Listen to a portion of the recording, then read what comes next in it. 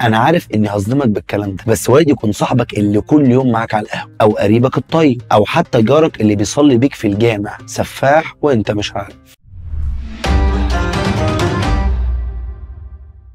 اصلك لو فاكر السفاح راجل لونه احمر وطالع له قرون ودانه بتطلع نار تبقى غلبان. ايوه انا عارف انك عارف انه انسان زيه زيك، لكن الغريب ان اغلب السفاحين بعد ما بيتقبض عليهم كلام الشهود بيكون كارثه، لان اغلبهم مش بيتقال عنه انه كان انسان كويس وخلاص، لا ده بيتقال عنه انه كان كويس قوي قوي.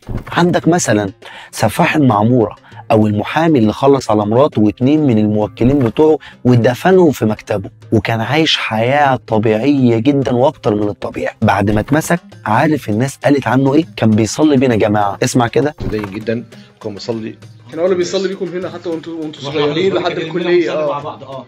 وهنا بقى لازم تعرف ان السفاحين مش واحد، دول انواع كتير جدا، والنوع الاول هو اللي بيرتكب جرائم عشان اسباب عاطفيه، لا مش حب بس يعني، لا عاطفيه دي يعني بسبب انفعال زي الغيره والغضب وهكذا. والتاني بيرتكب جرايمه بناء على خطه زي اللي بيخلص على حد عشان مثلا الورث. اما التالت بقى ده السايكوباتي اللي هو بيبقى عايز يخلص وخلاص، مش فارق معاه لا فدان ولا ورث ولا كل الكلام ده، هي طلبت ونونوت هنا ان هو هيقتلك النهارده يعني هيقتلك. واغلب حبايبنا المتسلسلين هتلاقيهم من النوع ده زي سفاح التجمع. فاكيد سمعت عن كريم ولا بلاش عشان الرقابه. المهم ده بقى يا سيدي واحد ابن ناس عنده 36 سنه واب لطفل عنده 10 سنين، مدرس انجليزي الطلبه بتحبه وبيعمل محتوى على السوشيال ميديا، مش واخد بالك من الكلام ده. المهم شغال في مدرسه انترناشونال يعني كده حاجه اخر زواد، وكان بيصطاد دايما ضحايا من الستات، وكان بيعمل ده من باب السعاده والانبساط، مش مضطر ولا مجبر ولا فارق معاه، هو اهم حاجه بينبسط لما بيخلص على الناس، لحد ما انكشف وانقبض عليه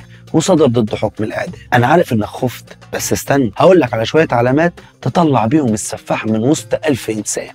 بص يا سيدي، هتلاقيه شخص بيعشق القوة، والقوة دي بقى أشكالها كتير زي حبه للمناصب مثلا. وهتلاقيه كمان شخص متلاعب. هتقول لي يعني إيه يا رسلان أفندي؟ هقول لك يعني يكلمك في أي حاجة يقنعك بيها، فن، سياسة، دين، كورة، راجل خبير في كل حاجة. وفي الغالب هتلاقيه أناني، لكنه متلاعب ومش هتعرف تكتشف إنه هو أناني غير لو أنت قريب منه. لا ما طلبش من السفاح، انا بقول لك لو والاهم بقى انك هتلاقيه ساحر بيظهر وبيختفي. يعني رسلان افندي لا شخصيته ساحره، افهم في كل المواصفات الحلوه يعني زي عريس الصالونات كده بالظبط.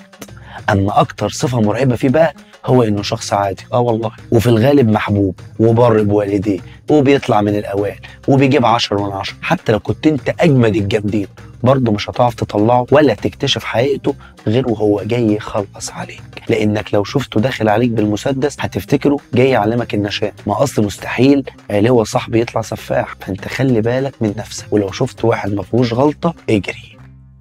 سلام.